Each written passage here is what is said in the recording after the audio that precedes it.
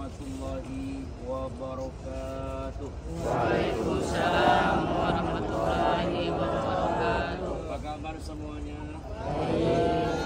Sehat semua? Sehat, alhamdulillah. Alhamdulillah. Semoga kita semua selalu diberikan kesehatan, kelancaran, juga keselamatan oleh Allah Subhanahu wa taala. Amin amin Allahumma amin. Bismillahirrahmanirrahim. Alhamdulillahi rabbil alamin.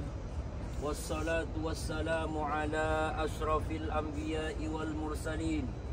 Sayyidina wa habibina wa syafi'ina wa maulana Muhammadin wa ala alihi wa sahbihi ajma'in. Rabbi israh li sadri wa yassir li amri wahlul 'uqdatam min lisani yafqahu qawli, amma ba'd. Para jamaah, tamu-tamu Allah, juga para tamu Rasulullah yang saya hormati, saya tidak bisa menyebutkan namanya satu persatu, namun tidak mengurangi rasa hormat saya kepada Bapak Ibu semua, terutama kepada para tuan guru, kepada para ustadz, para sepuh, para kakak, para adik, semua saya hormati. InsyaAllah yang hadir di sini semua hamba-hamba yang dimuliakan oleh Allah Subhanahu wa ta'ala. Laisa minna man lam yarham saghirana. Kata Rasulullah, bukan golonganku orang yang tidak sayang kepada anak kecil.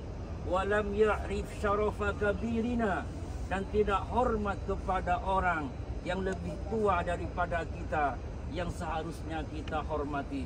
Nama itu kepada para tuan guru, kepada para habib, para ustadz, para sesepuh, bapak, ibu, adik semua saya hormati. Mudah-mudahan kita semua dipertemukan lagi oleh Allah nanti di dalam surganya. Amin amin Allahumma amin. Alhamdulillah, puji syukur kepada Allah Subhanahu wa taala yang mana pada sore hari ini Allah masih memberikan kesehatan juga kesempatan kepada kita semua, sehingga kita bisa keluar dari hotel untuk apa?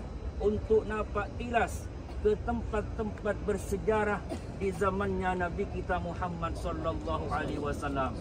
Perlu diketahui, perlu diingat, setiap tempat bersejarah yang pernah diinjak oleh Rasulullah, yang pernah didatangi oleh beliau, yang pernah diduduki, yang pernah disolati oleh Rasulullah, barokahnya sangat besar. Semoga yang hadir di sini semua mendapatkan barokahnya Nabi Muhammad sallallahu alaihi wasallam.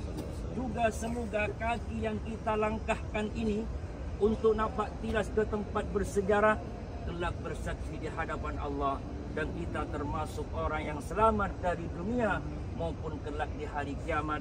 Amin amin Allahumma amin. Yang pertama acara kita mau berkunjung, mau berziarah, mau mengucapkan salam kepada keluarga besar Nabi kita Muhammad sallallahu alaihi wasallam, juga kepada sahabatnya yang dimakamkan di pemakaman Baqi. Bapak Ibu pernah mendengar pemakaman Baqi? Pernah mendengar? Ada yang tahu? Di sini Bapak Ibu, di dalam pagar ini yang bernama pemakaman Baqi. Di sini Bapak Ibu dimakamkan 10.000 sahabat. Bapak Ibu tahu sahabat? Tahu? Sahabat orang yang pernah hidup bersama Rasulullah dan orang yang pernah melihat Rasul. Itulah sahabat. Walaupun hidup di zamannya Rasulullah tapi tidak pernah melihat Rasulullah, itu tidak disebut dengan sahabat. Contohnya Uwais Al-Qarni. Pernah mendengar nama ini? Nah, Uwais Al-Qarni orang yang hidup di zamannya Rasulullah, karena beliau tidak pernah melihat Rasulullah, maka Uwais Al-Qarni tidak disebut dengan sahabat. Bahkan Uwais Al-Qarni dari Yaman ingin sekali berjumpa dengan Rasulullah, ingin melihat beliau. Berjalan Bapak Ibu ke kota suci Madinah ini, sampai di rumahnya Rasulullah, ternyata beliau tidak ada di peperangan. Lalu Uwais Al-Qarni pulang ke Yaman, tidak bisa berjumpa, tidak bisa melihat Rasulullah. Jadi walaupun hidup di zamannya Rasulullah, karena tidak pernah melihat beliau, maka dia dinamakan dengan sahabat. Dan nanti Bapak Ibu, para sahabat, 10.000 sahabat yang dimakamkan di pemakaman Baqi ini, di hari kiamat Allah bangkitkan tanpa dihisab dosanya. Yang pertama manusia bangkitkan kelak di hari kiamat oleh Allah siapa? Nabi kita Muhammad sallallahu alaihi wasallam. Sebelum Allah membangkitkan Rasulullah, maka Allah membangkitkan para malaikat terlebih dahulu. Setelah malaikat bangkit, Allah perintahkan turun ke atas dunia ini untuk pergi ke makamnya Rasulullah untuk membawa beliau ke dalam surganya. Kemudian Bapak Ibu, setelah Rasulullah bangun dari makamnya, apa yang beliau pertama tanya? Bapak Ibu tahu? Setelah beliau Bapak Ibu kelak di hari kiamat bangun dari makamnya, yang pertama beliau tanya, Aina ummati? Aina ummati? Di mana umatku? Di mana umatku? Rasulullah takut Bapak Ibu, khawatir umatnya masuk dalam neraka. Saat beliau bangkit dari makamnya, beliau tidak bertanya, di mana istriku? Di mana anak-anakku? Di mana putriku? Tapi yang pertama ditanya oleh Rasulullah, Aina ummati? Di mana umatku? Bahkan saat beliau mau wafat Bapak Ibu, yang diingat bukan anak istrinya, tapi kita semua umatnya. Ummati, ummati, itu yang keluar dari lisannya Nabi Muhammad sallallahu alaihi wasallam. Namun pertanyaannya, apakah umatnya ini cinta kepada Rasulullah? Apakah umatnya mengikuti apa yang diperintahkan oleh beliau? Apakah umatnya mengamalkan sunnahnya? Apakah umatnya berselawat kepada beliau? Ini yang menjadi pertanyaan bagi kita semua. Padahal Rasulullah pernah bersabda, Man shalla alayya salatan, sallallahu alaihi biha asyara. Barang siapa yang berselawat satu kali saja untukku, Allah balas dengan 10 selawat, dengan 10 kebaikan. Wa huttan anhu asyara sayiat, dan Allah tutupi 10 dosa silap kesalahan kita. Wa rufi'at asyara darajat, Allah angkat 10 darajat kemuliaan. Itulah keutamaan kalau kita berselawat kepada Rasul. Apalagi kita di sini Bapak Ibu ada di sampingnya Rasulullah, maka jangan putus-putus kita berselawat kepada beliau. Allahumma shalli ala Muhammad wa ala ali Sayyidina Muhammad. Kemudian Bapak Ibu, selain para sahabat yang dimakamkan di sini, ada juga keluarganya Rasulullah. Ada istri-istrinya dimakamkan di sini. Siti Aisyah, Siti Habsyah, juga Siti Saudah dimakamkan di sini. Siti Aisyah putri dari siapa? Sayyidina Abu Bakar. Berarti Sayyidina Abu Bakar mertuanya Rasul. Kemudian ada Siti Habsyah. Siti Habsyah putri dari Sayyidina Umar. Juga Sayyidina Umar mertuanya Rasulullah. Kemudian ada juga siapa? Saudah. Siti Saudah putri dari Zum'ah. Itulah Bapak Ibu istri-istri Rasulullah yang dimakamkan di sini. Sedangkan istri pertamanya Rasulullah, Siti Khadijah, yang tidak pernah dipoligami selama hidupnya, beliau terpisah karena kematian, dimakamkan di kota suci Mekah di pemakaman Ma'la. Insyaallah nanti kita akan berkunjung, akan melewati, akan juga berziarah kepada Sayyidah Khadijah, istri pertamanya Nabi Muhammad sallallahu alaihi wasallam. Selain istri-istrinya, juga di sini makamkan putri-putrinya Rasulullah yang bernama Siti Fatimah Az-Zahra, Zainab, Ruqayyah, dan juga Ummi Kulsum.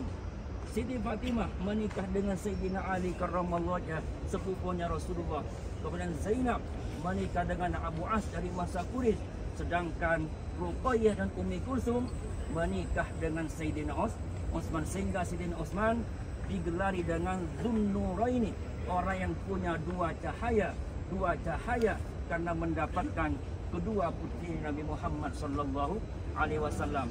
Juga dimakamkan orang yang pernah menyusui Rasulullah waktu beliau masih kecil, kira-kira yang ingat? Siapa? Siti Halimatus Sa'diyah. Namun Siti Halimatus Sa'diyah bukan orang pertama yang menyusui Rasulullah. Yang pertama siapa? Suwaibah, budak dari Abu Lahab. Abu Lahab pamannya Rasulullah dan dia ingkar, tidak beriman kepada Rasulullah. Juga di sini dimakamkan Bapak Ibu semua pamannya Rasulullah yang bernama Abbas. Sayyidina Abbas pamannya Rasulullah wafat di kota suci Madinah ini, lalu dimakamkan di sini. Sayyidina Abbas punya putra bernama Abdullah ibnu Abbas.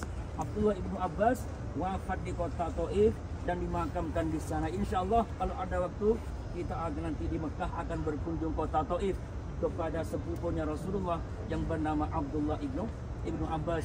Juga di sini makamkan khalifah ketiga siapa?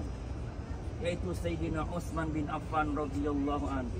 Rasulullah pernah bersabda, "Man istata'a minkum ayyamuta bil Madinah falyamut biha." Barang siapa, kata Rasul, yang mampu wafat di kota suci Madinah ini, falyamut biha, maka meninggallah di sini. Lalu apa keistimewaan, keutamaan orang yang meninggal di kota suci Madinah ini? Fa inni asyfa'u lahu au asyhadu lahu yaumal qiyamah. Kelak di hari kiamat, kata Rasul, aku berikan syafaat juga persaksian. Itulah keutamaan orang yang meninggal di kota suci Madinah ini. Juga Rasulullah pernah bersabda, "Inni kuntu nahaitukum an ziyaratil kubur." Dulu aku pernah mencegah ziarah kubur. Fazuruha, maka sekarang berziarah. Kenapa? Fa innaha tudzakirul akhirah. Sungguhnya ziarah kubur ini bisa mengingatkan kita kepada akhir. Tentu Bapak Ibu, kalau orang ziarah kubur pasti akan ingat dengan akhir. Dunia ini Bapak Ibu hanya tempat singgah saja, tidak selamanya. Lalu di mana tempat yang kekal abadi untuk kita?